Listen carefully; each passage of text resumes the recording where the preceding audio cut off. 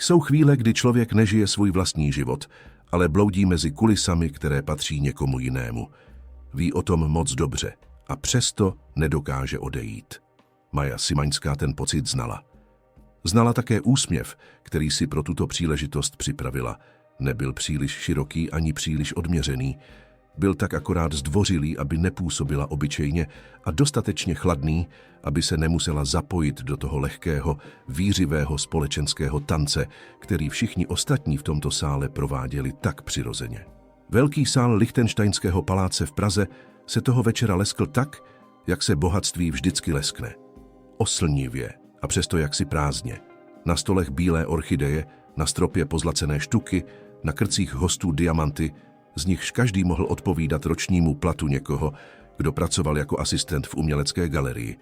Maja ustoupila do okenního výklenku a prsty otáčela okrajem sklenice. Šampaňské už dávno přestalo perlit. Poslední lok dopila před věky. Hostitelem večera byl její strýc. A to jen z přízně, přes jakousi spletitou rodinnou linii, které nikdy úplně nerozuměla.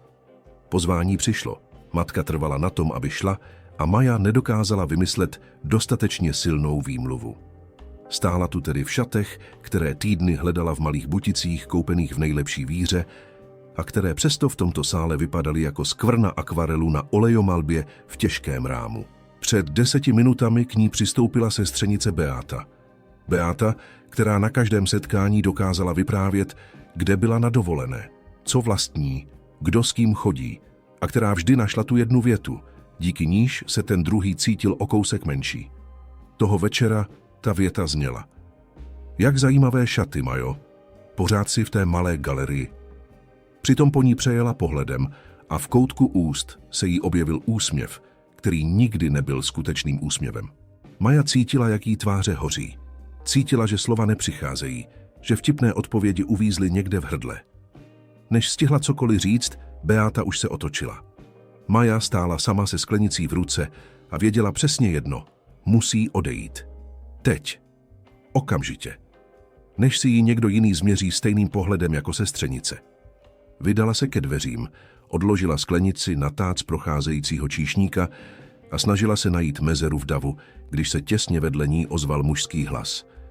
Byl to hlas klidný, ne příliš hlasitý, a přesto takový, kterému člověk věnuje pozornost.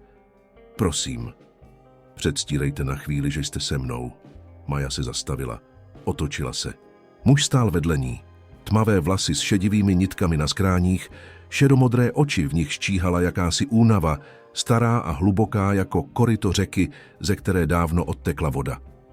Jeho oblek byl bezchybný, postoj vzpřímený, ale něco v jeho tváři říkalo, že on tu také není rád.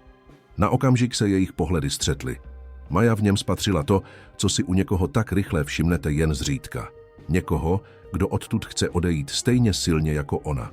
Proč? Zeptala se a sama byla překvapená, jak klidný zůstal její hlas. Muž neznatelným pohybem ukázal na druhý konec sálu, kde stála elegantní dáma kolem 60 a zjevně někoho hledala pohledem. Tamta paní je nejmilejší osobou tohoto večera. Už 5krát mě chtěla představit své neteři. Velmi si jí vážím. Tohle je 5. pokus. A teď čas uteče, než k nám dojde. Maja se na něj vteřinu dívala. Pak se jí, sama nevěděla proč, v koutku úst objevilo něco, co by se dalo nazvat úsměvem. A já se k tomu hodím? Jste tu jediná osoba, na které je vidět, že tu nechce být. To působí věrohodně. Maja na okamžik zaváhala. Beátin hlas jí stále zněl někde v hlavě. Východ nebyl daleko. Tato nabídka však byla zvláštně upřímná, tak bez obalu, že se zdála téměř přirozená. 5 minut, řekla. To bude stačit, odpověděl a tiše poděkoval. Posadili se ke stolku stranou na okraj světla, kam doléhalo tlumené echo hudby, ale slova už ne. Maja čekala, že muž vytáhne svou obvyklou biznisovou masku, úspěšného člověka, který ví něco o všem a o ničem příliš mnoho. Ale on to neudělal. Chvíli mlčel. Pak se zeptal, co dělá. Maja zaváhala. Lidé, které toho večera viděla, vedli podniky, financovali nadace, sbírali umělecká díla za účelem investic. Pracuji v galerii, řekla nakonec. Jako asistentka. Malé místo v centru. V jaké galerii? V takové, kde jsou skuteční umělci. Ne takoví, kteří se kupují, protože jejich jméno má svou cenu, ale tací, kteří mají co říct. Muž se jí nesmál. Ani nepřikyvoval s tím přehnaným nadšením, kterým lidé obvykle signalizují, že ve skutečnosti neposlouchají. Jen se na ní díval a řekl, povíte mi o jednom z nich? Maja se na něj pozorně podívala. Myslíte to vážně? Ano. Tam v pološeru velkého sálu Pražského paláce, zatímco kolem nich cinkaly sklenice a vířila jména a přetvářka, vyprávěla Maja Simaňská příběh paní Jany. 68leté ženy, která byla celý život švadlenou a která po ztrátě manžela začala vyšívat své vzpomínky na starý ubrus. Galerie vystavila její práci, protože Maja na tom trvala. Lidé se před tím ubrusem zastavovali. Někteří plakali. Paní Jana řekla, že si nikdy nemyslela, že by někdo jiný chtěl vidět to, co má ona v sobě. Muž poslouchal. Až do konce. Nepřerušoval ji. Když skončila, jeho oči se na Maju dívaly trochu jinak, jako by se v jejich hloubi něco pohnulo, něco, co se naposledy zachvělo velmi dávno. Jsem Kryštof Vrbický, řekl pak a natáhl ruku. Maja uvnitř sebou trhla, ale na její tváři to nebylo znát. To jméno znala. V Praze ho znali všichni. Architektonická kancelář, investice, budovy, které ve městě vyrostly v posledních 10 letech, toto jméno figurovalo na informačních tabulích. Maja Simaňská odvětila a stiskla mu ruku. 5 minut dávno uplynulo. O hodinu později tam stále seděli. Maja nechápala, jak je to možné. O Kryštofu Vrbickém si člověk mohl myslet to, co si obvykle myslí o úspěšných lidech, že poslouchají vlastní hlas, i když musí poslouchat někoho jiného. Ale tento muž se choval jinak. Ptal se a kladl skutečné otázky, ne takové, které jsou jen záminkou k tomu, aby mohl vyprávět o sobě. Když se zeptal na název poslední výstavy, Maja zmínila 23letého kluka, který ztratil práci a začal malovat, protože mu nic jiného nezbylo. Jmenoval se Ondřej. Jeho obrazy vyzařovaly takovou sílu, že lidé před nimi stáli a nedokázali vysvětlit proč. Kryštof mírně nadzvedl obočí, zjevně zaujatý. To vy jste ho v galerii prosadila? Majitel byl skeptický, přiznala Maja a pohrávala si s prázdnou sklenicí. Tvrdil, že nikdo nekupuje neznámá jména, zvláště taková, která se spojují s nezaměstnaností a ne s prestiží. Muž se pousmál a v jeho pohledu se objevil respekt. Ale vy jste nepovolila. Ne, odvětila krátce. Proč? Maja se na moment odmlčela a hledala vhodná slova. Protože mi kdysi někdo řekl, že umění je jediné místo, kde pravda nic nestojí. Věřím tomu. Vždycky jsem tomu věřila. Kryštof neodpověděl hned. Jen se na ní díval způsobem, který Maja nedokázala jednoznačně interpretovat. Nebyl to laciný kompliment, ani letmý zájem. Byla to těžká, hustá pozornost, jakou člověk od cizího člověka dostane jen málo kdy. Když nakonec vstali, večer se chýlil ke konci. Část hostů už odcházela. Beata zmizela, aniž by k ním ještě jednou přišla. Elegantní dáma se také rozloučila, stiskla Kryštofovi ruku a vrhla na Maju poněkud překvapený pohled. Stáli u východu, v čerstvém vzduchu pražské noci, když se Kryštof zeptal na název galerie. Když tam přijdu, koho mám hledat? Mě, odvětila Maja a pocítila náhlý příliv odvahy. Jsem tam od 10 ráno do 6 večer. Zastihnu vás zítra po 10. Obvykle ano. V tom případě vám přeji dobrou noc, řekl prostě a to bylo všechno. Žádné doprovázení k autu, žádné prošení o telefonní číslo. Prostě se rozloučil a odešel a Maja stála v bráně ještě chvíli, než se sama vydala směrem k zastávce. Té noci nespala dobře. Ne kvůli únavě, ale kvůli něčemu, co nedokázala pojmenovat. Něco v tom tichu, s jakým ten muž poslouchal příběh paní Jany. Něco v tom pohledu. Něco ve faktu, že se za celý večer s nikým necítila tak moc na svém místě, jako s tímto neznámým, u něhož vše nasvědčovalo tomu, že mezi jeho světem a jejím není jen jedna ulice, ale celá zeměpisná šířka. Zhasla lampičku, ale spánek dlouho nepřicházel. Název galerie byl Spektrum a nebyla to náhoda. Maja ten název vymyslela před 3 lety, když tam začínala pracovat. Majitel, pan Marek, mrzutý, ale v jádru dobrácký padesátník, tvrdil, že název musí mít marketingovou hodnotu. Maja věřila, že název musí být pravdivý. Nakonec se tyto dva přístupy někde potkaly. Galerie se nacházela v přízemí činžovního domu v jedné z bočních uliček vedoucích z Karlovy ulice. Stropy tam byly nízké, stěny nahrubo obílené a obrazy nevisely ve sterilních rozestupech jako v muzeích, ale blízko sebe a blízko diváka jako skutečné předměty v domě. Výšivka paní Jany visela hned u vchodu, takže každý, kdo vešel, na ní musel narazit. Maja otevřela v 9. Zapnula kávovar, vyměnila vodu v květinách u vchodu a rozhlédla se po sále. Všechno bylo na svém místě. V 10:20 zazvonil zvonek u dveří. Vešel Kryštof Vrbický. Neměl na sobě oblek, byl v šedém svetru a tmavých kalhotách a jaksi sem zapadal víc než v palácovém fraku. Pomalu se rozhlédl. Tak, jak se rozhlíží člověk, který opravdu vidí a nejen těká pohledem po stěnách. Zastavil se před prací paní Jany. Díval se na ní dlouho. Maja nemluvila a dopřála mu čas. Pak se vydal dál do sálu a Maja šla tiše za ním a vysvětlovala jednotlivé expozice. Nedělala to však tím naučeným, galerijním tónem, který má vést klienta k peněžence. Mluvila tak, jako se vypráví o něčem důležitém někomu blízkému. U Ondřejových obrazů se zastavila a převyprávila jeho příběh. O malování v garsonce, o ránu, kdy zavolal do galerie a řekl, že sám neví proč, ale prostě musí něco ukázat. Kryštof pozorně poslouchal. Nespěchal. Když obešli celý sál, nečekaně se zeptal, zda by galerie mohla připravit nabídku uměleckých děl do jeho nové kanceláře. Maja se na něj chvíli dívala a snažila se vycítit jeho úmysly. Potřebujete ty obrazy, nebo si odtud prostě chcete něco odnést? Kryštof se lehce usmál. Byl to první upřímný úsměv, který na jeho tváři od jejich setkání uviděla. Jedno nevylučuje druhé. To je pravda, přiznala, ale mají jiné základy. Toho dne koupil jeden obraz. Malé plátno od Ondřeje, šedomodrá postava sotva viditelná v pozadí. Neřekl, že ho bere jako dekoraci. Řekl, že chce vidět, jak ta módř zachytí světlo dopadající oknem do jeho pracovny. Maja obraz zabalila, Kryštof si ho převzal a než odešel, prohodil, že se příští týden vrátí, pokud jí to nevadí. Maja odvětila, že nevadí. Vracel se. Další týden a ten následující.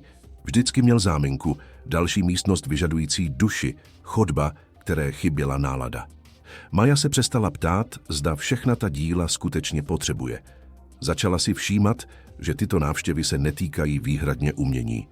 Jednou stál půl hodiny před sochou, kterou se vůbec nechystal koupit jen proto, aby mohl poslouchat, jak Maja vypráví o mladém sochaři ze Šumavy, který tvrdil, že ruce jsou jedinou částí těla, kterou nelze přinutit ke lži. To je pravda, zamumlal Kryštof téměř pro sebe. Maja se na něj podívala úkosem. Víte to z vlastní zkušenosti?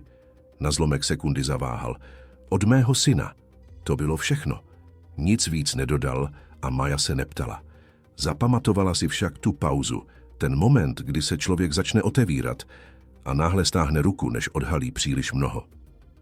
3 týdny po první návštěvě, za deštivého úterního odpoledne, přivedl Kryštof syna. Chlapec se na ní nejistě podíval. Pak velmi pomalu natáhl desky směrem k ní. Maja je otevřela na první straně. Uviděla budovu, nakreslenou s takovou přesností, s takovou péčí o stíny a linie, jakou by člověk od 12letého kluka čekal jen málo kdy. Na druhé straně byla tvář, ne prostě nakreslená, ale odpozorovaná s výrazem, který by se dal nazvat touhou. Na třetí pokoj z židlí uprostřed a na židli ležela kniha bez názvu. Bylo to dojímavě kompletní. Maja vzhlédla. Adámku, to je neobyčejné. Chlapec se nepohnul, ale v koutku úst se mu objevilo něco, co bylo zárodkem úsměvu. Kryštof scénu sledoval zpovzdálí. Maja, aniž by se na něj podívala, cítila jeho přítomnost. Cítila ticho, které v něm panovalo, ale nebylo to ticho prázdné. Bylo to ticho někoho, kdo vidí něco, v co už se neodvážil doufat. Pozvala je do zázemí, kde byl sklad, ale stál tam také stůl a 3 židle u okna vedoucího do vnitrobloku. Udělala čaj. Připravila jednoduché chlebíčky z toho, co měla v lednici. Seděli ve 3. Adámek se zeptal, jak se obrazy dostávají do galerie. Kdo rozhoduje, koho vybrat? Maja trpělivě vysvětlovala. Chlapec se zeptal, zda i někdo mladý může přinést své práce. Samozřejmě, odvětila Maja. Tak kolik let bylo nejmladšímu umělci, kterého jste vybrala? 16, řekla. Ale to není hranice. Věk není kritérium. Záleží jen na tom, co si vytvořil. Adámek přikývl a vyhlédl z okna na déšť bubnující odlažbu. V jeho pohledu Maja rozpoznala ten moment, kdy si člověk uvědomí, že existuje místo, kde se to, co je jinde nemožné, stává reálným. Kryštof se na Maju díval přes hrnek čaje. Neříkal nic. Nemusel. Když odcházeli z galerie, déšť ustal. Maja stála ve dveřích a dívala se, jak otec se synem kráčejí dlážděnou uličkou. Adámek držel desky v podpaží a Kryštof měl ruku blízko jeho ramene, ač se ho nedotýkal. Vypadaly jakoby dvě věci, které byly dlouho oddělené, k sobě začínaly pomalu lnout. Vrátila se dovnitř. Zhasla světlo v předsíni. Uklidila stůl. Vylila zbytek čaje. Toho večera jí volala matka a ptala se, zda se tento týden stalo něco zvláštního. Maja odvětila, že vlastně ne. Pak odložila telefon a chvíli seděla ve tmě a přemýšlela. Nepřemýšlela o galerii. Ani o obrazech. Přemýšlela o tom, s jakou pečlivostí Adámek dělal ty čáry. O tom, že židle stála uprostřed pokoje a kniha vedle ní a že ta prázdnota byla něčím vyplněná. A o tom, že muž, který projektuje budovy po celé zemi, seděl v zázemí malé galerie u nízkého stolu s obyčejným chlebíčkem v ruce. A vypadalo to, že mu ke štěstí nic víc nechybí. Maja přišla druhý den do galerie dřív. Otevřela okno. Podívala se na Adámkovy desky. Předchozího dne při loučení tam chlapec nechal jednu ze svých skic, tu s pokojem a knihou. Maja ji vzala do rukou. Dívala se na ní dlouho. Pak ji opatrně vložila do čistého obalu a položila na polici. Na místo, kam ráno dopadá světlo nejčistěji. Zvyky se budují potichu. Nevtrhnou do života s hlukem, neohlašují se. Prostě tu najednou jsou a člověk si uvědomí, že na něco čeká, na co dřív nečekal. Maja Šimaňská si 2 týdny po oné společné snídani všimla, že v pondělí v 9:20 začíná naslouchat zvonku u dveří. Nereagovala tak na každého. Ale byl tu jistý rozhodný, klidný krok, který se ozýval z ulice a který se naučila rozeznávat od všech ostatních. Kryštof Vrbický přicházel obvykle v úterý nebo ve středu ráno, někdy v pondělí. Jednou se objevil v pátek, to jí překvapilo, protože v pátek byla galerie ještě zavřená a ona měla klíč v zámku, když se postavil za její záda. Řekla, že teprve otevírá. Odpověděl, že počká. Posadil se na malou lavičku před vchodem a díval se na probouzející se město, dokud nedokončila ranní přípravy. Nic nevysvětloval, ona se také neptala. To se mezi nimi začalo rozvíjet. Druh společného ticha, které nepotřebovalo vyplňovat. Maja roky viděla, že lidé se mlčení bojí. Vždycky musí něco říkat, aby zdůraznili svou přítomnost, aby ukázali, že poslouchají. Kryštof ticho nevyplňoval násilím. Pokud nebylo co říct, mlčel. Pokud mluvil, dělal to konkrétně a vážně. Adámek přišel znovu ve 3. týdnu, tentokrát sám. Maja byla překvapená. Chlapec přišel přímo z otcovy kanceláře, jak stručně oznámil, protože mu to táta dovolil. Posadil se v zázemí, otevřel desky a začal kreslit, jako by to byla ta nejpřirozenější věc pod sluncem. Maja ho nechala. Pracovala u svého stolu a občas k němu koutkem oka pohlédla. Viděla, jak jeho postava v soustředění tuhne, jak se noří do práce, jak ruka téměř honí tužku. Když se chystal k odchodu, ukázal jí skicu. Byla to tvář ne úplně dokončená, tvář ženy, kterou Maja neznala, ale rysy jí připadaly zvláštně povědomé. Byla to kombinace jemnosti a síly. Krásné, zašeptala. Adámek zavřel desky. To byla moje máma. Kreslil jsem jí z paměti. Vzpomínky jsou čím dál víc rozmazané. Maja nevěděla, co odpovědět. Neřekla nic, protože Adámek to neříkal proto, aby ho utěšovala. Řekl to, protože to ze sebe musel dostat. Dobré na tom, co děláš, ozvala se nakonec tiše, je to, že co je nakreslené, to zůstane navždy. Vzpomínka se může změnit, ale kresba ne. Adámek se na ní chvíli díval. Pak přikývl, vzal desky a odešel. Toho večera Kryštof zavolal do galerie. Maja to zvedla. Řekl, že se Adámek vrátil domů a vyprávěl mu o návštěvě a že to byl první večer po velmi dlouhé době, kdy u večeře chlapec řekl víc než jednu větu. Maja odvětila, že je ráda. Kryštof řekl jen děkuji a zavěsil. Maja stála s telefonem v ruce ještě delší chvíli. Při 4. návštěvě se Kryštof zmínil o renovaci staré továrny na kancelářskou budovu, prostoru, který vrací k životu. Stěny potřebovaly něco víc než jen obyčejnou dekoraci. Něco, co nutí k přemýšlení. Maja ho poprosila, aby přinesl fotky interiérů. Přinesl je příště. Sedli si ke stolku v rohu galerie a Maja analyzovala fotografie, kladla otázky na směr světla, výšku stropů, na lidi, kteří tam budou pracovat. Inženýři a projektanti, říkal Kryštof. Lidé, kteří hodně sedí a občas se potřebují podívat někam daleko. Takže nepotřebují panorama na stěně, konstatovala Maja. Potřebují hloubku. Něco, do čeho lze pohledem vstoupit, co prostor neomezuje, ale rozšiřuje ho. Kryštof pomalu přikývl. Vy to vidíte hned. To je moje práce. Je to víc než práce. Maja vzhlédla. Kryštof se díval na fotky, ale ta věta zůstala viset ve vzduchu a nikdo z nich ji nevyplašil. Obrazy byly doručeny o 3 týdny později. Maja osobně dohlížela na transport. Bylo to poprvé, co se s Kryštofem setkala mimo galerii. Kancelářská budova se nacházela nedaleko Karlína, za skleněnou fasádou tepal život kanceláře. Kryštof ji provedl interiéry. Maja prošla všemi místnostmi a určila místo pro každý obraz tak, aby ladili s energií místa, a ne jen s volným hřebíkem. Prostor se změnil, ne drasticky, tak, jako se změní světlo, když někdo umyje okna. Vzduch byl jiný.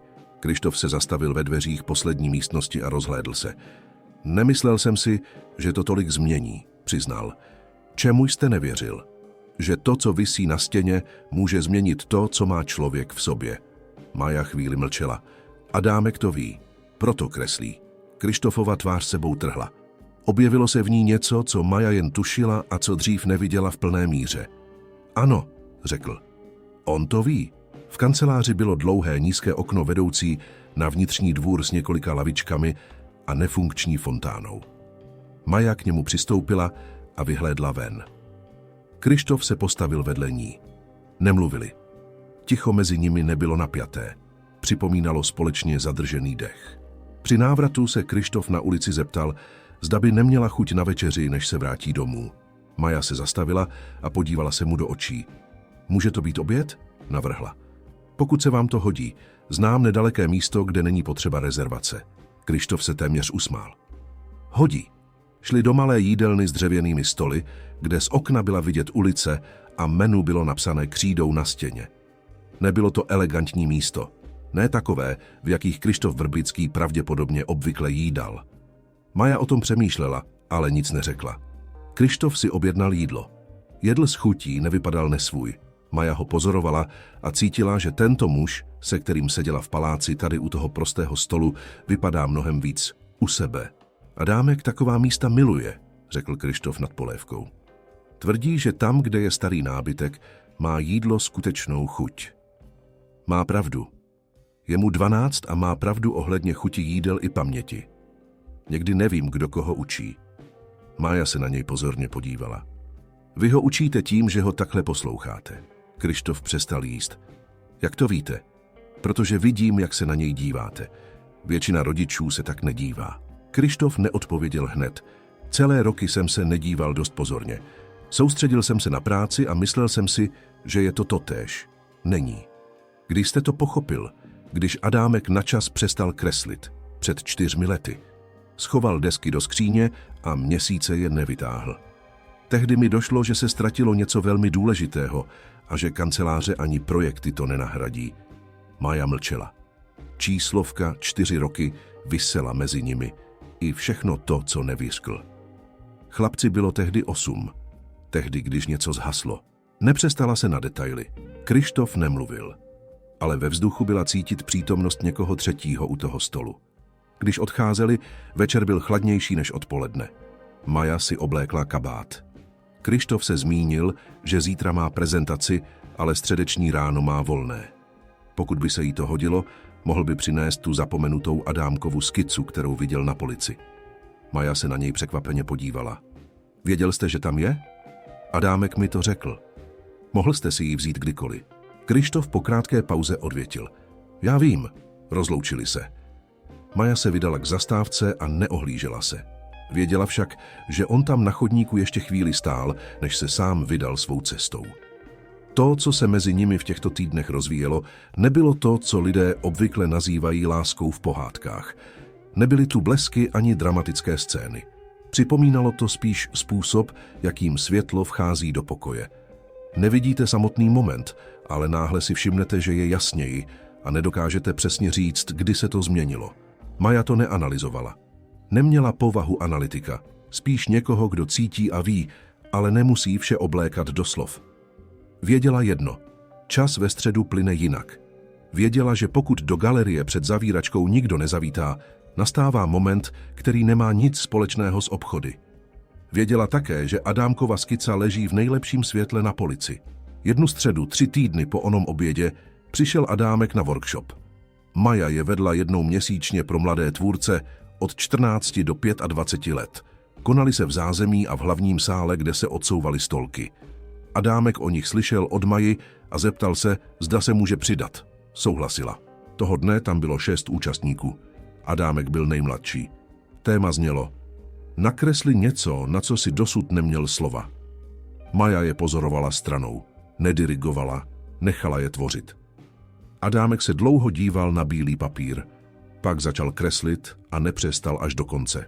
Když všichni ukazovali své práce, Adámkova kresba představovala stůl. Prostřený stůl, s talíři, sklenicemi, jídlem. Všechny židle kolem byly obsazené, kromě jedné, která zůstala prázdná. Nad ní nebyly žádné symboly absence, nic okatého, prostě ta jedna prázdná židle. V sále na moment zavládlo absolutní ticho. Jiná účastnice, 22letá studentka malby, zašeptala: to je neuvěřitelně silné. K tomu není potřeba ani jedno slovo. Adámek přikývl, ne s pýchou, ale s tím výrazem tváře, který říká: já vím to, co vím, a teď už to víš i ty. Na konci workshopu pro něj přišel Kryštof. Stál ve dveřích, když se všichni balili, a Maja k němu přistoupila a ukázala mu synovu kresbu. Kryštof ji vzal do rukou, díval se velmi dlouho, nic neřekl. Maja necítila potřebu vysvětlovat.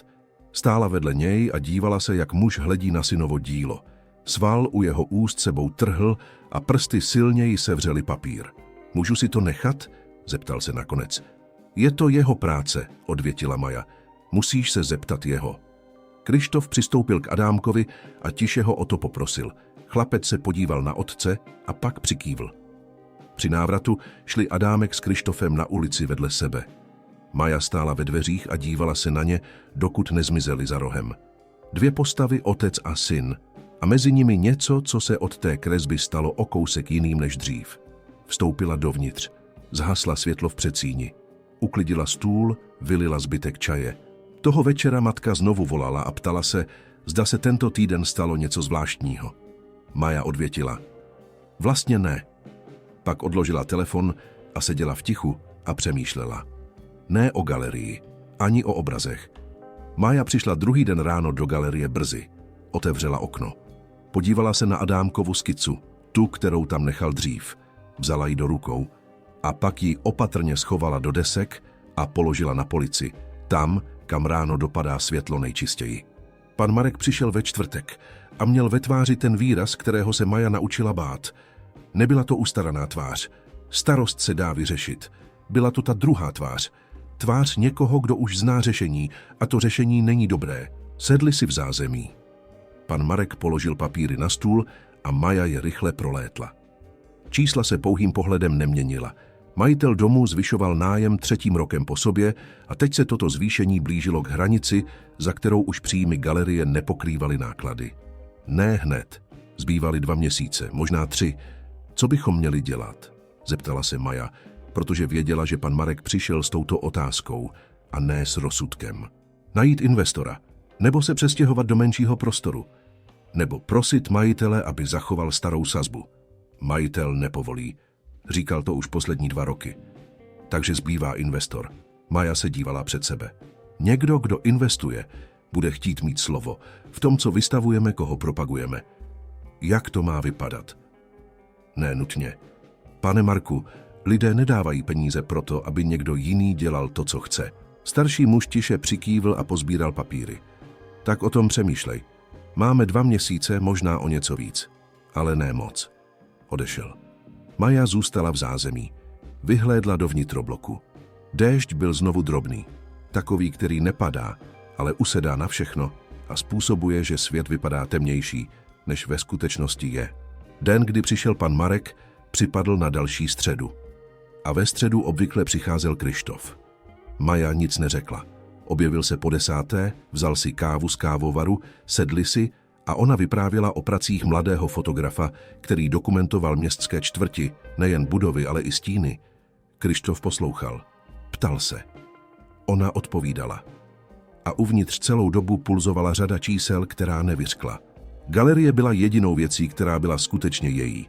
Rodiče nechápali, proč to dělá. Matka vždycky opakovala, že by si měla najít skutečnou práci, něco jistějšího. Její bratr byl ekonom a když byla řeč o galerii, tvrdil, to není biznis, to je koníček. Beáta sestřenice kdysi u večeře řekla, jak je to milé, že Maja zůstala u té své malé galerijky. Jen tady, v tomto prostoru, kde stěny byly plné těch, které ona pozvala, o kterých ona řekla, tohle je důležité, tohle je třeba vidět. Jen tady byla sama sebou, ne něčím doplňkem, ne menší verzí někoho jiného. Kryštof se toho dne zastavil u jedné z fotek a řekl, ty fotografie mě překvapují, ten kluk je dobrý. Je mu 21, odvětila Maja. Je ve 4. ročníku, pořád se zdráhá říkat si fotograf. Vždycky opakuje, že se jen pokouší. A co jste mu řekla vy? Že pokoušení je tehdy, když si myslíš, že nahlížíš zvenčí. Když už si uvnitř, není to pokoušení. Kryštof se na ní podíval. Cítila jste to někdy, že nahlížíte zvenčí? Maja zaváhala. Ano, dlouhou dobu. Kdy se to změnilo? Když jsem pochopila, že toto místo existuje díky tomu, co já považuji za důležité. Ne díky tomu, co si myslí ostatní. Kryštof se odvrátil od fotky a podíval se na Maju. Neřekl nic. Ale ten pohled tu byl znovu. Ta pozornost, na kterou člověk obvykle není připravený. V onom týdnu se Maja o problémech galerie nezmínila. V dalším také ne. Adámek přišel v sobotu, znovu sám, jak měl ve zvyku. Sedl si, kreslil, ukázal skici, odešel. V tuto sobotu se však zdržel o něco déle, protože začal diskutovat s jiným mladým tvůrcem, 18letým studentem sochařství, o jisté technické otázce, o proporcích, o tom, co znamená lidská postava, když se z ní odebere všechno zbytečné. Maja poslouchala stranou.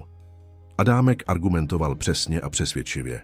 18letý mladík nakonec zmlkl a přiznal, jo, v tom máš pravdu. Adámek pak přišel k Maje a řekl, jen tak mimochodem, jako by mluvil o maličkosti, táta říká, že díky vám sem zase chce chodit. Maja se na něj podívala. Sem? Do galerie? Kamkoliv, odvětil Adámek a vydal se k východu. Maja větu nedokončila, navíc se neptala.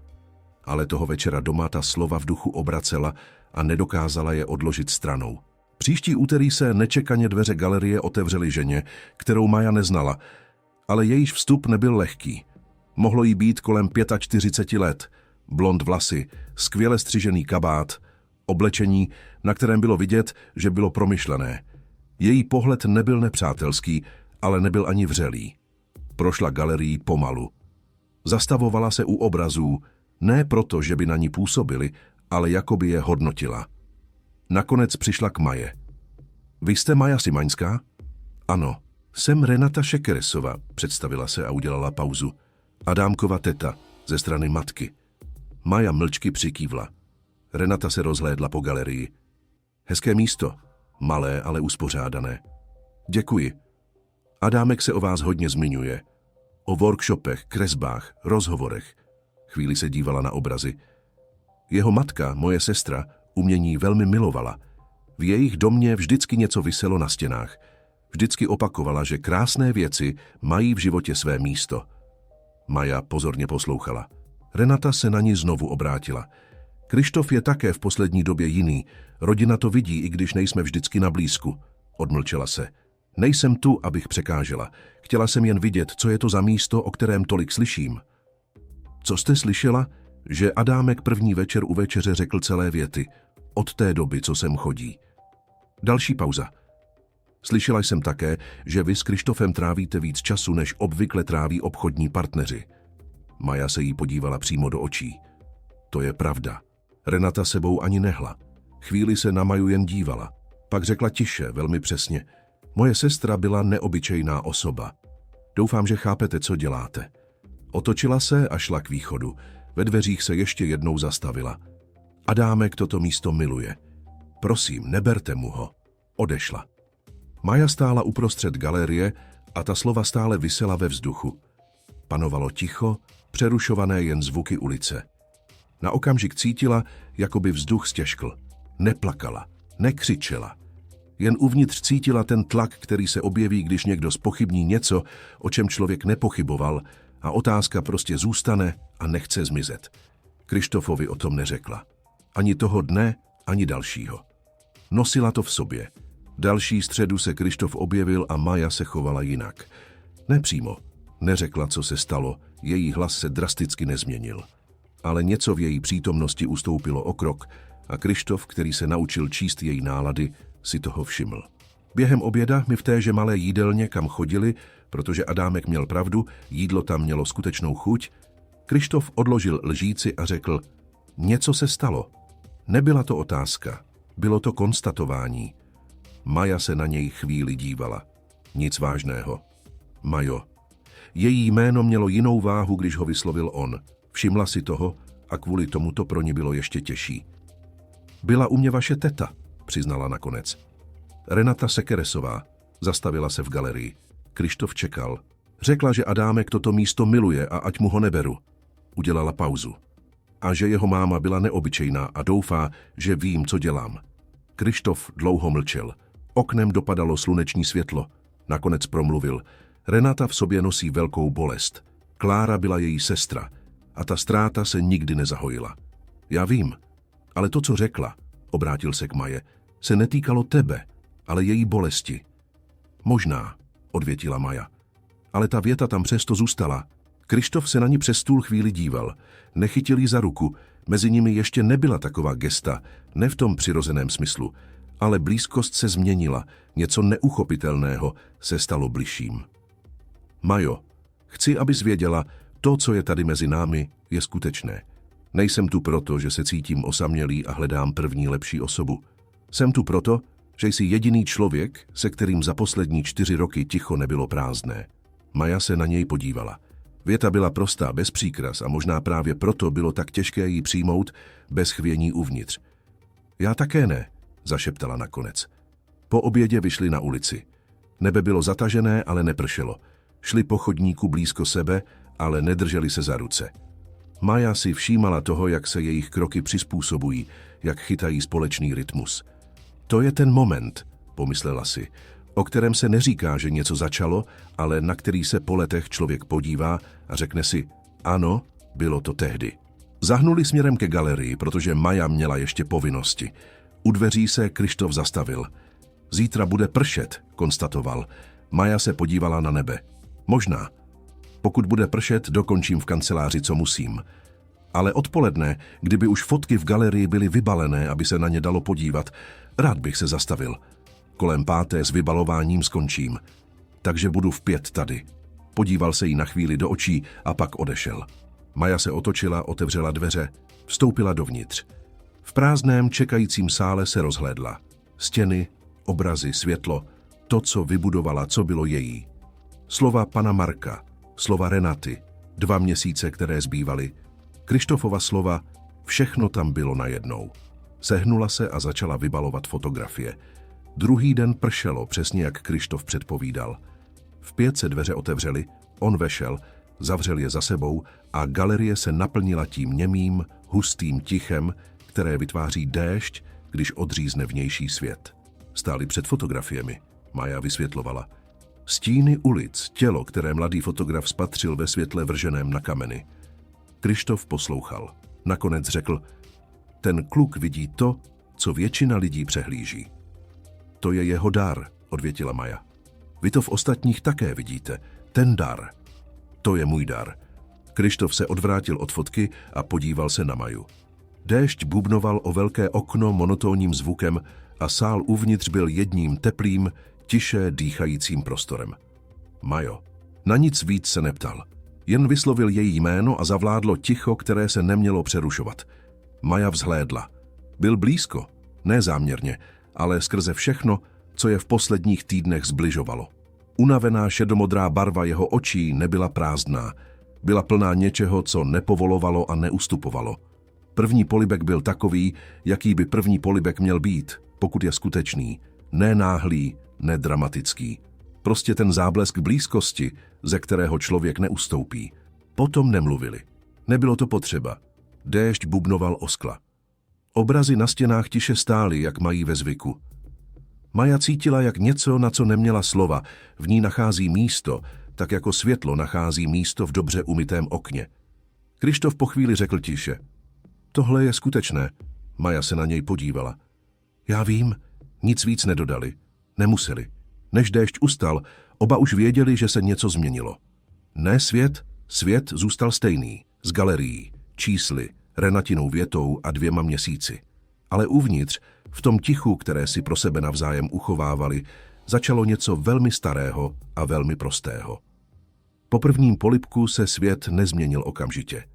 To je něco, o čem lidé zapomínají mluvit, když vyprávějí o lásce, že věci skutečně hluboce zakořeněné nezačínají výbuchem, ale malým, jistým pohybem, který člověk plně pochopí o týden, měsíc, rok později.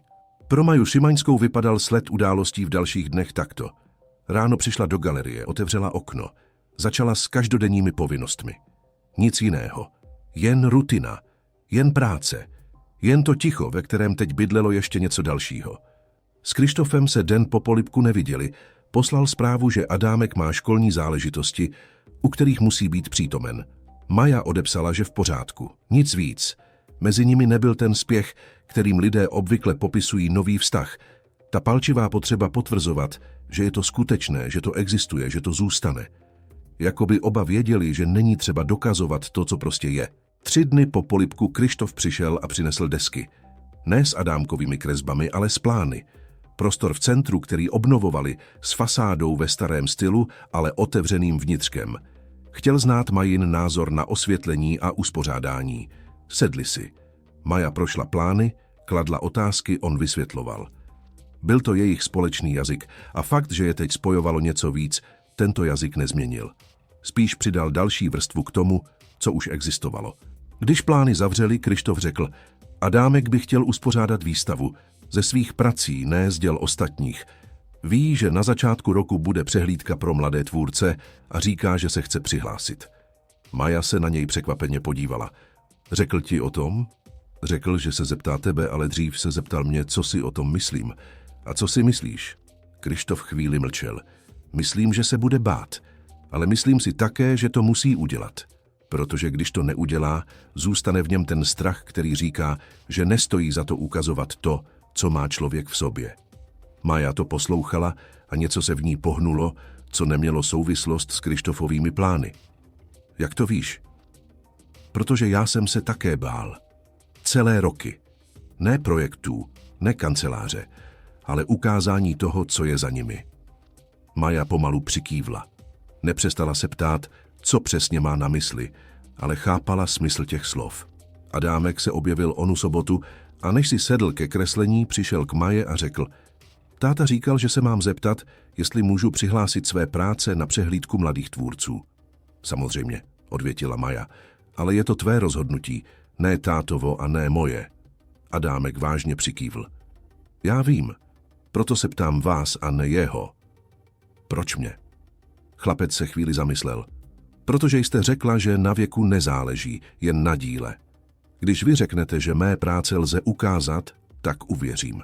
Maja se dívala na toho 12letého chlapce, který v sobě nosil otcovo ticho a absenci matky a který teď přesně a odvážně žádal o názor.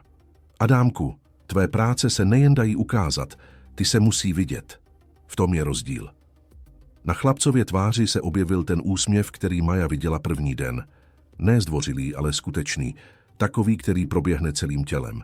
Týdny plynuly. Krištofovy návštěvy se nestaly ani častějšími, ani řidšími, ale vzduch v nich byl jiný. Byl den, kdy Maja zavřela galerii a Krištof čekal na lavičce před vchodem.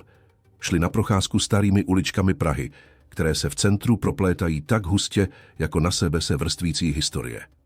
Baroko, klasicismus, secese, tu a tam moderní zásah, jehož trefnost zůstávala otázkou vkusu. Krištof se zastavoval u každé budovy a vyprávěl něco. Datum, rozhodnutí, dilema projektanta. Maja poslouchala, nanášela na to svůj způsob vidění a pomalu se vynořovalo to společné plátno, na kterém byly věci vidět najednou. Nikdy nechodíte na takové procházky sám? Zeptala se Maja po jedné ze zatáček. Chodím, ale chutná to jinak, když někdo vedle vysvětluje. Já vám také vysvětluji. Ano. Takže jsme oba díky tomu bohatší. Maja se usmála. Nebyl to široký úsměv, spíš takový, který na tváři zůstane nějakou dobu, i když na něj člověk už nemyslí. Jedno odpoledne znovu vyplulo jméno Renaty. Nevyvolal ho Krištof, udělal to společný známý, který se zastavil v galerii a mimochodem se zmínil, že Renata Sekeresová na jistém setkání něco řekla. Maja to slyšela a i když se k ní přesné znění nedostalo, věděla jedno. Její jméno se v Renatiných slovech objevilo a nebyla to věta jednoduchá. Večer doma Maja seděla u okna a dívala se na ulici. Městské světlo bylo takové jako vždy, umělé, ale svým způsobem teplé. Přemýšlela o tom, co Renata řekla při první návštěvě. Byla neobyčejná, doufám, že chápete. Prázdná židle na Adámkově kresbě, tužka na polici. Necítila konkrétní strach. Nebála se, že Krištof není dostatečně rozhodný nebo že ji Adámek nepřijme. Cítila to, co vždycky v takových chvílích, ten neklid, který se objeví, když se blížíte k něčemu důležitému a nevíte, zda si to zasloužíte. Maje bylo 26 let. Její galerie byla malinký prostor v centru. Její oblečení bylo úhledné, ale levné a její jméno nebylo na žádných seznamech ani v žebříčcích. Jméno Krištofa Vrbického tam bylo. Jeho kancelář měla skleněné stěny ve 4. patře. Jeho syn měl tetu, která se jí dívala do očí a hodnotila jí pohledem. Neříkala si to jako obvinění, jen jako fakt. Ale fakta někdy bolí přesně stejně jako obvinění. Příští ráno přišel Krištof. Bylo na něm vidět, že se něco stalo. Ne drasticky, ale jeho oči byly o něco víc přivřené než obvykle. Sedli si v zázemí, Maja nalila kávu. Renata u mě byla včera večer, začal Krištof. Maja čekala. Má o Adámka velkou starost. Říká, že se chlapec na tebe stále víc upíná a bojí se, že pokud se to z nějakého důvodu změní, Adámek se znovu uzavře. Maja otáčela okrajem hrnku v prstech. To plyne ze skutečné péče, Krištofe, to není zlá vůle. Já vím, ale je v tom ještě něco, odmlčel se. Řekla, že ty jsi tu možná proto, že se toto místo může jednou ukázat jako užitečné. Maja vzhlédla, mlčela. Neuvěřil jsem jí, dodal Krištof, ale chtěl jsem ti to říct, protože mezi námi není místo pro zamlčené věci. Maja chvíli nemluvila. To ticho nebylo těžké. Bylo to ticho, které člověk potřebuje, aby poctivě zvážil větu. Děkuji, že jsi mi to řekl, ozvala se nakonec. Nemusím se Renatě zpovídat z toho, proč jsem tady, ale tobě ano, pokud o to žádáš. Žádám. Jsem tady, začala pomalu. Rozhodně, protože toto místo je moje. Ne proto, že někdo jiný je v něm cenný, kromě mě. Všechno, co přišlo s tím spojené, přišlo až poté, co toto místo už bylo moje. Krištof poslouchal. Pak přikývl. Ne s úlevou, ale tím gestem, kterým se přijímá pravda. V pořádku, řekl. To bylo všechno. Káva vystydla. Za oknem bylo vidět šedé nebe, ale ticho mezi nimi bylo znovu toho druhu, který nevyžaduje vyplňování. V onom týdnu Adámek přihlásil své práce na přehlídku mladých tvůrců.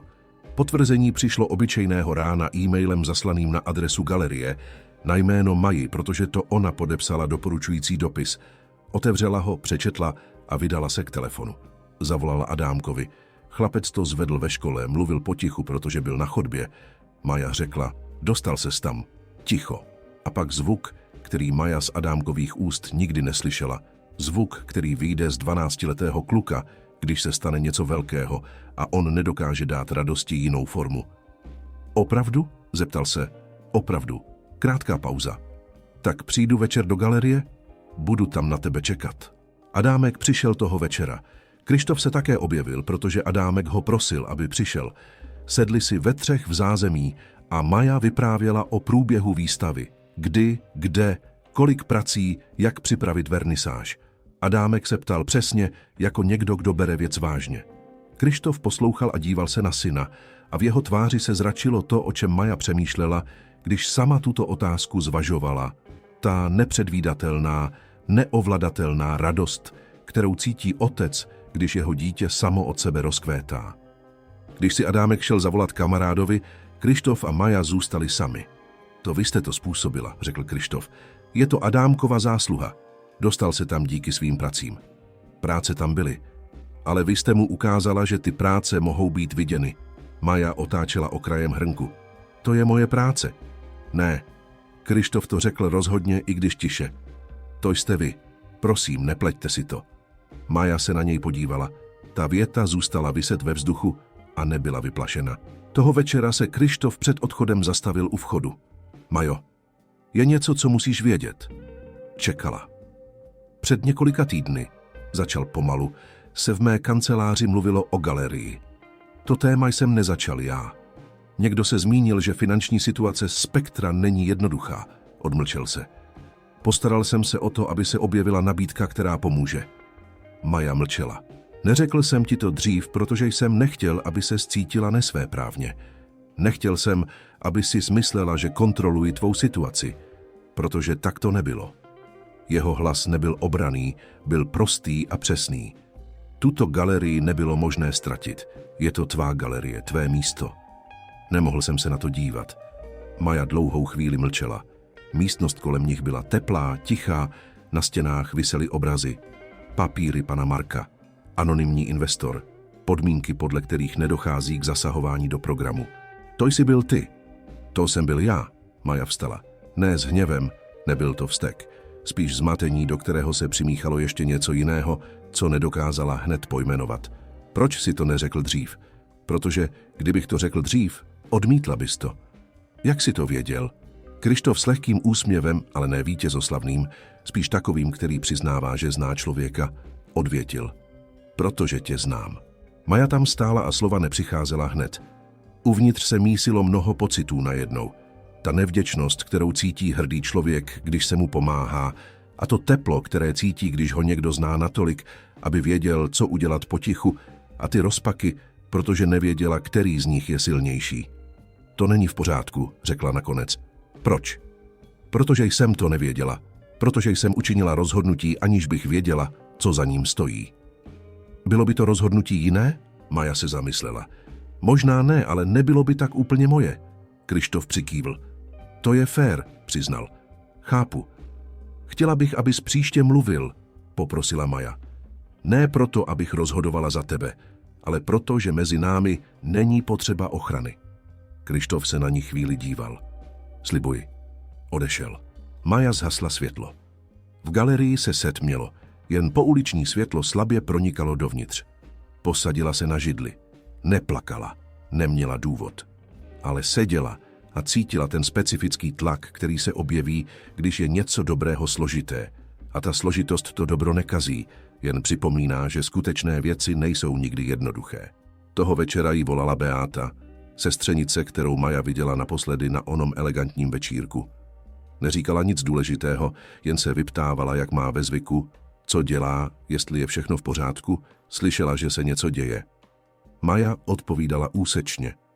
Beáta se svou obvyklou jemností prohodila. Říká se, že jsi našla investora pro galerii. Ty máš ale štěstí. Maja zmlkla. Kdo to řekl? Ale někdo ze známých. Prý to není jen tak někdo. Pauza. Víš, rodina se ptá, protože má starost. Jestli je u tebe všechno v pořádku, jestli ses nezapletla do nějaké zajímavé situace. Maja chvíli držela telefon a pak odvětila. Děkuji za starost. Všechno je v pořádku. Zavěsila. Seděla v temné galerii a přemýšlela o tom, co řekla Beáta. Ty máš ale štěstí. Ten tón, který nechválí, ale nálepkuje. Který říká, na někom závisí tvé štěstí. Za kterým se skrývá otázka, je to jen náhoda? Maja o tom s Kryštofem nemluvila. Ne toho dne. Ale ta věta v ní zůstala jako zapíchnutá tříska, která nebolela hned, ale byla tam. Dny plynuly dál. Adámek připravoval práce na přehlídku. Každou sobotu přicházel, kreslil, ukazoval, dělal opravy. Maja pomáhala s výběrem, ale rozhodnutí vždy patřila Adámkovi. Chlapec v tomto procesu dospíval, nejen jeho práce, ale i postoj.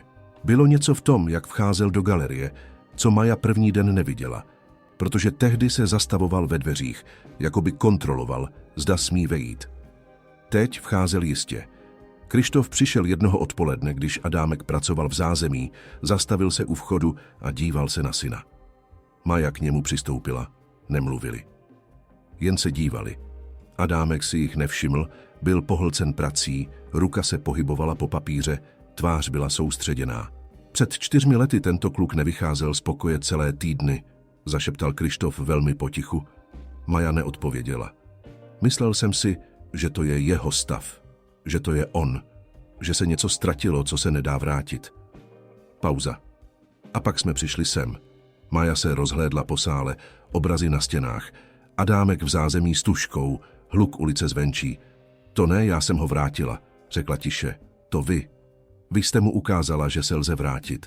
To způsobilo, že Maja zmlkla, protože v tom bylo něco, co nedokázala odložit stranou, že toto místo, tento malý prostor, který udržovala z nájmu a který dostal podporu z anonymního zdroje, o kterém věděli i nevěděli, se stal domovem pro něco, co by se jinak nevešlo.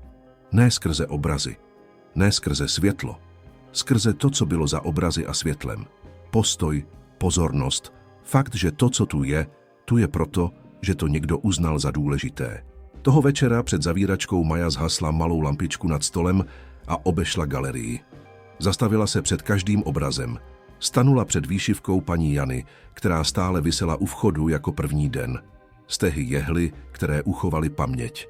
Zastavila se před Ondřejovým obrazem, šedomodrá postava sotva viditelná. Pak šla do zázemí a vzala Adámkovu tužku, kterou stále měla na polici. Otáčela ji v dlaních. Pomyslela si, tohle je moje. Toto místo je moje. Rozhodnutí, která jsem učinila, jsou moje. Tito lidé, kteří tu byli, to jsou má setkání s nimi. Nikdo mi to nemůže vzít. Ani Beáta, ani Renata, ani peníze, ani pochybnosti. Ale pochybnost přesto zůstala. Jemná jako ten druh deště, který neleje, jen usedá. Odložila tužku, zavřela galerii. Vyšla na ulici. Udělala krok, zastavila se. Večer v centru Prahy ji obklopoval. Kameny, světlo, staré budovy, které stojí po staletí a které se nestarají o to, kdo pod nimi stojí. Maja vzhlédla. Nebe bylo tmavomodré, průzračné, takové, jaké bývá podzimní večerní nebe. Vydala se domů, krok za krokem, taška na rameni, klíč v kapse. To všechno bylo její. A tak to zůstane. Pomluvy se šíří tak, jako se šíří voda. Najdou i tu nejmenší skulinu. Není k tomu potřeba úmyslu. Stačí hlas, který se zpočátku zdá neutrální, ale obsažená otázka má ostří. Beáta něco řekla někomu. Ten někdo to řekl jinému. Třetí osoba, Řehoř Horvát, starý Krištofův přítel, ekonom, který vždycky tvrdil, že je třeba říkat pravdu, protože pravda nakonec stejně vyjde najevo, navštívil Krištofovu kancelář v úterní dopoledne a zavřel za sebou dveře. Krištof se tehdy připravoval na schůzku. Řehoř se posadil na druhou stranu stolu a řekl, že přináší něco, o čem Krištof musí vědět. Vyprávěl to, co slyšel, ve své verzi, která pocházela už ze třetí ruky, ale jejíž jádro zůstalo neměnné. Že Maja Szymańská věděla o finanční situaci galerie dřív, než jejich vztah začal. Že možná zblížení nebylo náhodné. Že časové sladění anonymního investora a jejich setkání je zvláštní náhoda. Krištof neodpověděl okamžitě.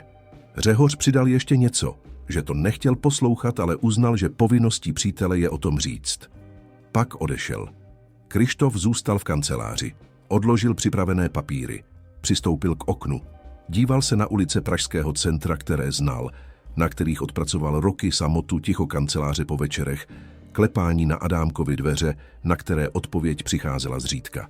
Otázka, kterou Řehoř položil, záměrně či ne, tu teď byla. Věděla to Maja? Byla v tom kalkulace? Rozum mu říkal ne. Všechno, co viděl, tomu odporovalo. Maja nebyla ten druh člověka. Polibek za deště nebyl kalkulací.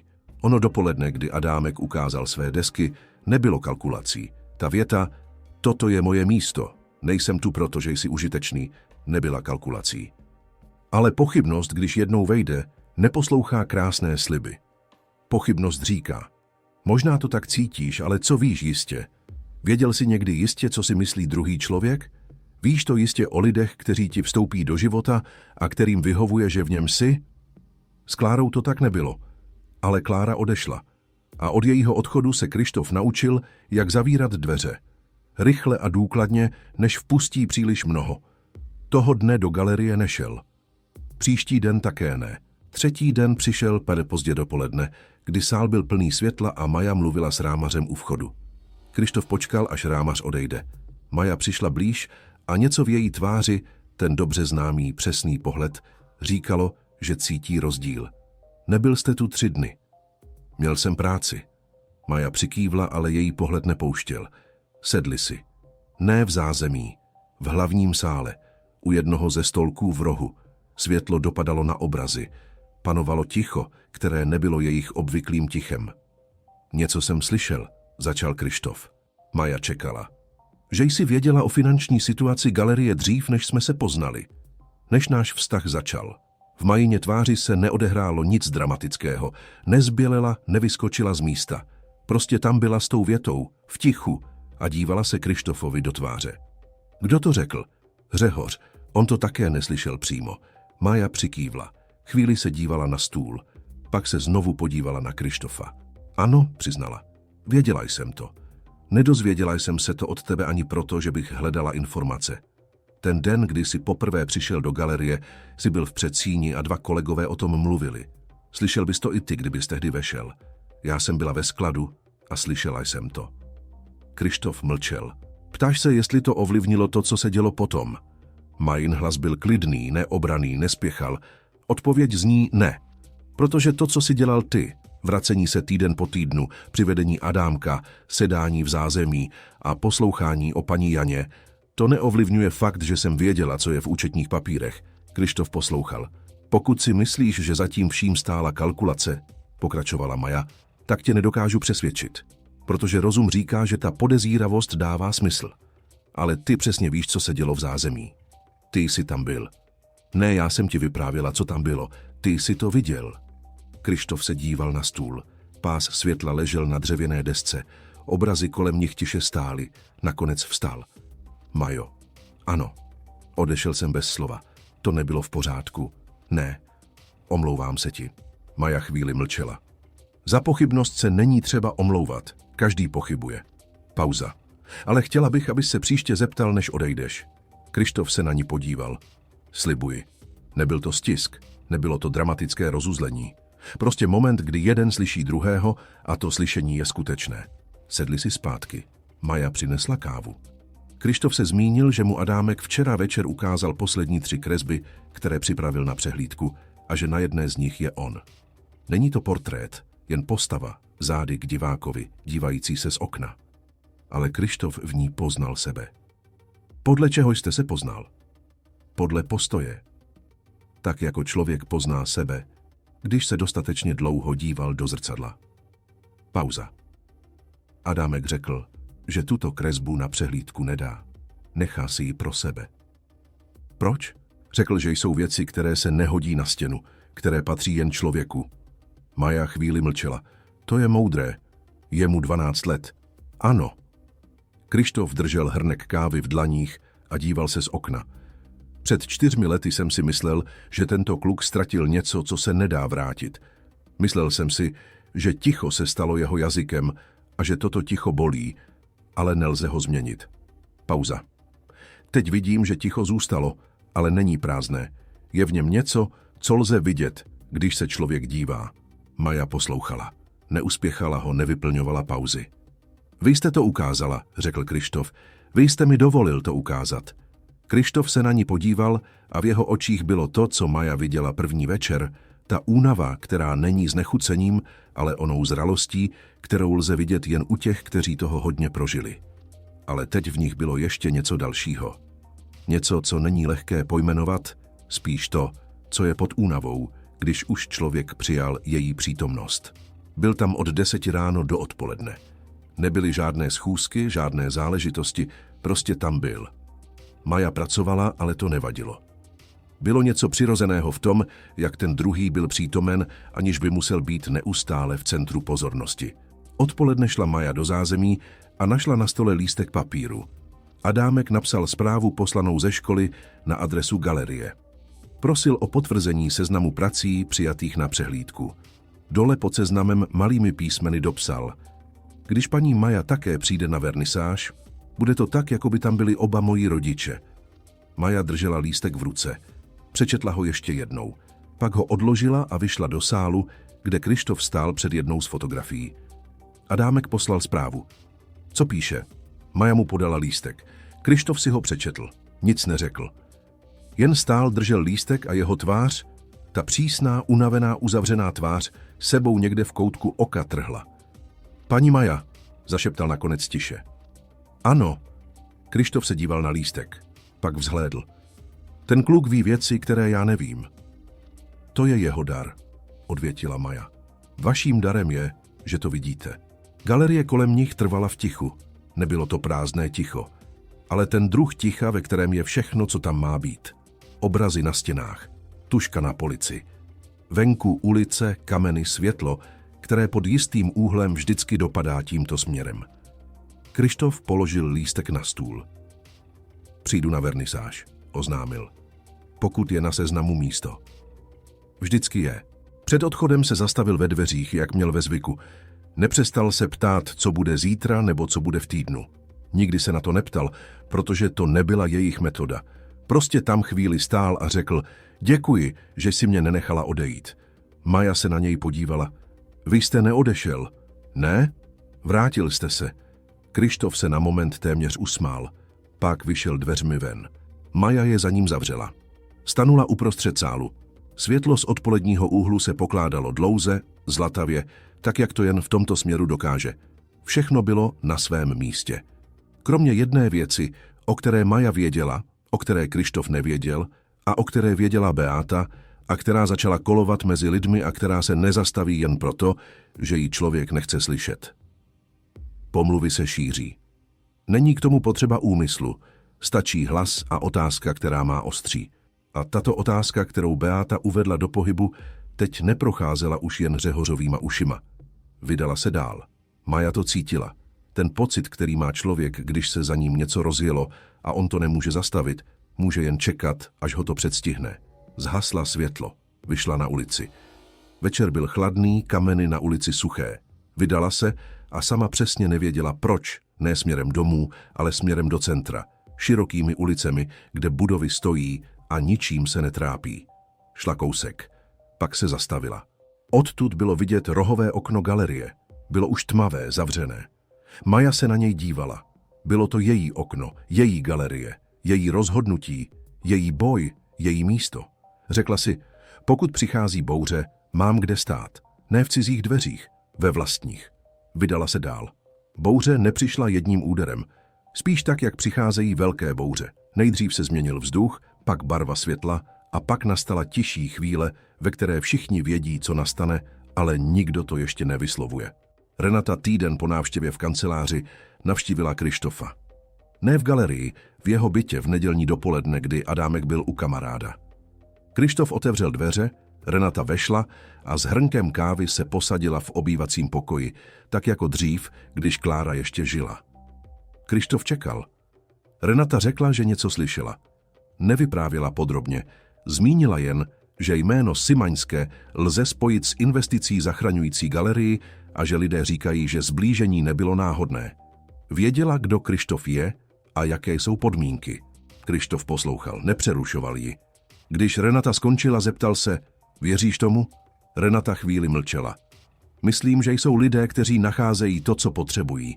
Ne vždycky ze zlé vůle, ale to nečiní úmysly čistými. Maja mi sama řekla, že o galerii slyšela, než jsme se poznali. Sama to řekla? Ano. Zeptal jsem se jí a ona se k tomu sama přiznala. Renata se dívala na okraj šálku. To, že se přizná, neznamená, že jí to neovlivnilo. Renato. Kryštofův hlas nevyjadřoval hněv, spíš onu únavu, která není iritací, ale o ním starým, hlubokým, téměř v kostech zažraným vyčerpáním, které v člověku sedí, když dlouhou dobu brání to, co bránit nemusí, a nebrání to, co by měl. Podívej se na toho kluka, řekl. Podívej se, co se s ním stalo za poslední měsíce. Adámek kreslí. Adámek jde na výstavu. Adámek u večeře říká celé věty. Adámek píše, že paní Maja je někdo, u koho se cítí, jako by tam byli oba rodiče. Renata odvrátila zrak. Dívala se z okna. Moje sestra odešla, říkal Kryštof. To je pravda, to vždycky bude pravda, ale fakt, že někdo vstoupí do našeho života a chlapec se vrací k sobě, to nelze odmítnout jen proto, že se bojíš. Renata mlčela. Z okna byla vidět Pražská ulice, ranní světlo, lidé, kteří jdou kupředu. Bojím se, přiznala nakonec velmi tiše. Ne, Maji Stimaňské, bojím se, že Adámek znovu něco ztratí, pokud se to nepovede. Bojím se, že ty také něco ztratíš. Pauza. Kláru nedokážu vrátit. Vím, že bolest trvá a já v ní mám také svůj podíl. Kryštof se na ní chvíli jen díval, pak přistoupil, posadil se vedle Renaty a mlčel. Nic neříkal. Prostě tam byl. Renata si otřela oči. Ne hlasitě, potichu, tak jak pláčou dospělí zvyklí na to, že je ostatní nevidí. Nejsem váš nepřítel, řekla. Nikdy jsem nebyla. Já vím. Prostě se bojím. Já se také bojím. 4 roky se bojím. Kryštof se odmlčel. Ale něco, co bylo strachem, je teď jiné. Protože nejsem sám. Adámek také ne. To nebere Kláru. To je něco jiného. Má to jiné místo. Renata pomalu přikývla. Neřekla ano, Is, ale to přikývnutí nebylo odmítnutím. Spíš tím druhem pokyvování, které člověk dělá, když tam ještě úplně nedošel, ale chápe, kam musí dojít. Toho večera Kryštof zavolal Maje. Vyprávěl o ránu, o Renatě, o tom, co řekla a co on odvětil. Maja poslouchala. Děkuji, že jsi mi to řekl, ozvala se. Není za co děkovat. Ale je, protože přesně o to jsem prosila, abys mluvil a nemlčel. Kryštof chvíli mlčel. Majo, je ještě něco? Ano, Řehoř, ten, co přinesl tu pomluvu, včera navštívil pana Marka, nevím proč, ale pan Marek mi dal vědět, že se ptal na něco spojeného s galerií. Maja se na moment neozvala. Na co se ptal? Na to, zda je jméno anonymního investora známé. A co pan Marek řekl? Řekl to, co musel, že ne? Pauza. Ale Řehoř se nevzdává snadno. Pokud to vyjde najevo, řekla Maja tiše, tak to vyjde. S pravdou si lze poradit. To, s čím si poradit nelze, je lež. Já vím. Nemám mu to za zlé, dodala Maja. Ne jako obranu, jako někdo, kdo to ví a nemá výčitky. Chci jen, abychom si s tím, pokud to vyjde najevo, poradili společně. Ne tak, aby jeden z nás věděl dřív než druhý. Slibuji. Odložila telefon.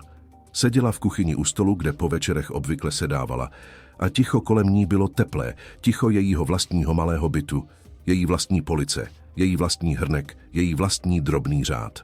Přemýšlela o Beátě. Přemýšlela o Renatě. Přemýšlela o cestě pomluv, kterou nelze zastavit, lze jen vyčkat, až vyhasnou. Její jméno bylo na rtech lidí.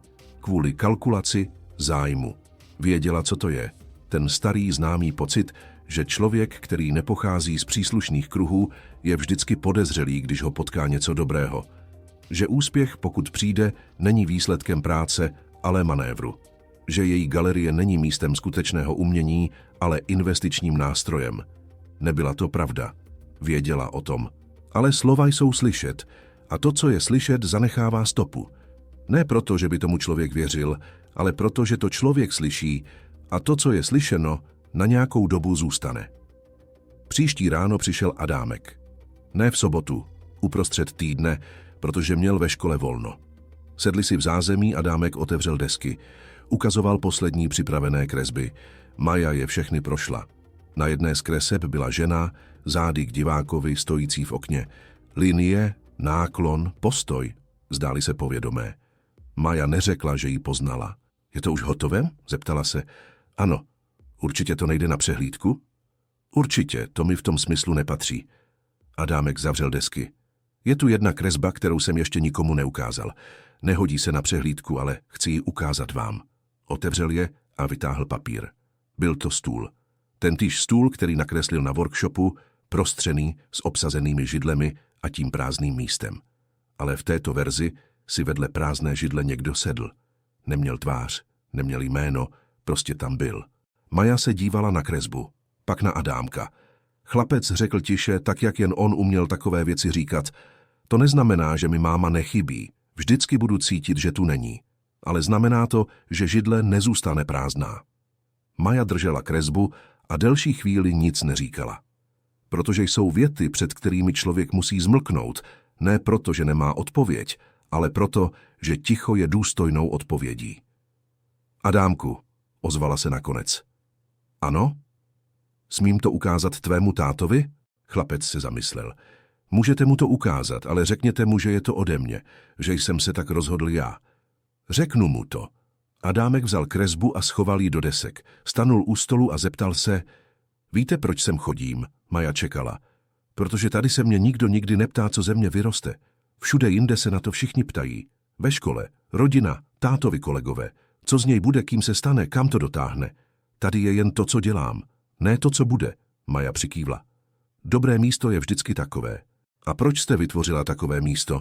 Protože jsem sama takové místo potřebovala. Adámek pokýval hlavou, jako by to přesně chápal, a vydal se k východu. Ve dveřích se ještě zastavil. Kdyby se s vámi táta oženil, bylo by to moc dobré. A pak odešel jen tak. Maja stála u stolu a ta věta tam stále byla. Nebyla trapná. Byla tím druhem upřímnosti, jaká může vyjít jen od 12letého kluka, který ví, co chce říct, a řekne přesně tolik, kolik je potřeba. Toho odpoledne Maja zavolala Krištofovi. Ne kvůli tomu, co se stalo, ale proto, že tu byl obraz, který mu chtěla ukázat, který souvisel s Adámkovou prací a na který chtěla znát jeho názor. Krištof odvětil, že se zítra zastaví. Příští den přišel a Maja mu ukázala kresbu. Tu se stolem, u kterého si vedle prázdné židle někdo sedl. Krištof ji vzal do rukou. Díval se velmi dlouho. Neříkal nic. Nakonec se prostě zeptal. To vy jste mu ukázala, jak nakreslit něco takového? Ne, odvětila Maja. Na to přišel sám. Krištof kresbu odložil. Díval se na stůl. Koutek jeho oka, který občas cukal, se teď znovu mírně pohnul. Podle toho vidím, že všechno je v pořádku, řekl nakonec. Co? Adámek. Kluk se má dobře. Maja přikývla. Ano, Krištof vstal a obešel stůl. Maja tam stála a neustoupila. Neměla důvod. Muž přistoupil blízko, zastavil se a jeho pohled nebyl prosebný. Byl oním vzácným druhem pozornosti, která prostě je a neočekává potvrzení. Majo. Ano, nechci už nic odkládat stranou. Maja se na něj podívala. Já také ne. Nebyl v tom žádný obřad. Krištof ji vzal za ruku, poprvé jen tak, a Maja ji neodtáhla. Prostě tam byla, dlaň byla teplá a místnost kolem nich trvala na svém místě, s obrazy, světlem a tužkou na polici. To bylo to, v co se to přerodilo. Něco, co nevyžadovalo vysvětlení. Ani před lidmi, ani před sebou navzájem. Prostě to bylo, prostě a skutečně. V dalších dnech Beáta něco slyšela od Řehoře. Řehoř nedostal jméno od pana Marka, ale nitky se začaly splétat a přesvědčení, které Beáta sformovala a pustila do světa, se teď vracelo jako bumerang, protože pravda se také šíří jen pomaleji, protože nehledá skuliny, ale sama je otevírá. Maja nevěděla, kdy se k ním konec pomluv vrátí, ale věděla, že se vrátí. A do té doby tu byla galerie, byla tu Adámkova přehlídka, která se blížila, a byla tu Krištofova ruka u police, kde kdysi společně hleděli na fotku a kde teď vzduch byl jiný, ne těžší, ale plnější. Maja vyšla zavřít galerii. Ulice byla tichá. Otočila klíčem, podívala se přes tmavé sklo dovnitř. Zítra ráno se vrátí, otevře okno, nastaví kávu, zkontroluje, co je na polici. Tužka tam bude, kresba tam bude, všechno na svém místě. Místo přehlídky mladých tvůrců se nacházelo ve výstavní síni na náměstí Jana Palacha. Byl to starý sál s vysokým stropem, bílými stěnami a vybledlou, leštěnou kamennou podlahou, ve které se zvuky nesou jinak než v menších prostorech. Maja to místo znala. Byla tam před 2 lety s jinou prací, s jiným bušením srdce. Ale toho večera, kdy 20 Adámkových kreseb viselo na bílých stěnách, bušení srdce nebylo obyčejné. Vešli dovnitř. Večer začal v 19 hodin a sál se postupně zaplňoval. Mladí tvůrci, jejich rodiče, učitelé, organizátoři přehlídky, několik majitelů galerií, pár kulturních novinářů a ti, kteří prostě přicházejí, protože z atmosféry takových večerů vždycky něco zůstane. Adámek stál u vchodu se svými deskami. Ze zvyku, protože je rád držel v rukou, i když toho večera v nich už nic nebylo, všechno viselo na stěnách. Měl na sobě tmavý oblek, půjčený od otce, s o něco delšími rukávy a jeho tvář byla taková jako vždy. Uzavřená, pozorná, ale teď s ještě jednou vrstvou hloubky. Když Maja vešla, Adámek k ní přistoupil a zeptal se. Už jsou tu všichni. Všichni, odvětila Maja. Kryštof se postavil vedle. Neříkal nic, jen jeho ruka na chvíli spočinula na Adámkově rameni a to stačilo. Vernisáž byla prvních 40 minut typickým večerním setkáním. Lidé se procházeli, v rukou drželi sklenky s vínem, přicházeli k tvůrcům a kladli otázky, na které někteří uměli odpovědět a jiní ne, a to bylo v pořádku. Adámek nestál na místě. Přecházel od jedné práce ke druhé, jeho hlas byl jistý, čekal, až tazatel pochopí a nespěchal. Maja ho pozorovala z rohu. Ne se strachem, ale tak, jak se člověk dívá na něco, co je přesně takové, jaké má být. Objevila se i Renata. Nepozval jí Kryštof, pozval jí Adámek. Vešla, rozhlédla se a v jejím pohledu bylo něco méně napjatého, než v galerii při první návštěvě. Přistoupila k jedné z Adámkových kreseb, k té s prostřeným stolem a obsazenou židlí a zastavila se před ní. Nadlouho. Maja k ní nechodila, nechala ji v tom. Když se Renata nakonec od kresby odvrátila a její oči v sále našly Majiny oči, na moment se na sebe dívali. Renata přikývla. Nebylo to obyčejné pozdravení. Bylo to gesto, které říkalo, vidím to. Nic víc, ale stačilo to. Maja odpověděla přikývnutím. Kolem 8:30 organizátor požádal o pozornost a v sále zavládlo ticho. Promluvili řečníci večera. Organizátor, umělecký pedagog, jeden z mladých laureátů. Adámek byl na konci seznamu jako jeden z nejmladších účastníků a když bylo vyvoláno jeho jméno a byl požádán o pár slov, chlapec vyšel doprostřed sálu. Nebyl v něm neklid. Jen ona, 12letá vážnost, která nebyla naučená ani hraná. Maja zatajila dech. Adámek řekl, moje kresby vznikly proto, že jsem neměl slova pro to, co jsem chtěl sdělit. Nechyběla mi slova obecně. Chybělo mi slovo, které říká přesně to, co cítím, a ne něco o kousek jiného. V kresbě to slovo je. Pro každého není tím samým, co v něm vidí. To je v pořádku. Já jsem vyprávěl to své. Pokud v tom někdo přečte své vlastní, tím lépe. Zavládlo ticho. Nebylo to ticho z rozpaků, ale to, které se objeví, když je něco do morku kostí skutečné. Potom zazněl potlesk. Večer plynul dál. Adámek se vrátil ke svým pracím, lidé se u něj zastavovali. Jedna z osob, asi 50letá žena s klidným pohledem, pracující v nějaké kulturní instituci, Maja o tom slyšela už dřív, se Adámka před kresbou prostřeného stolu zeptala, zda existuje její kopie, protože by ji chtěla ukázat na další výstavě. Adámek odvětil. Originál je už obsazený. Pak se odmlčel.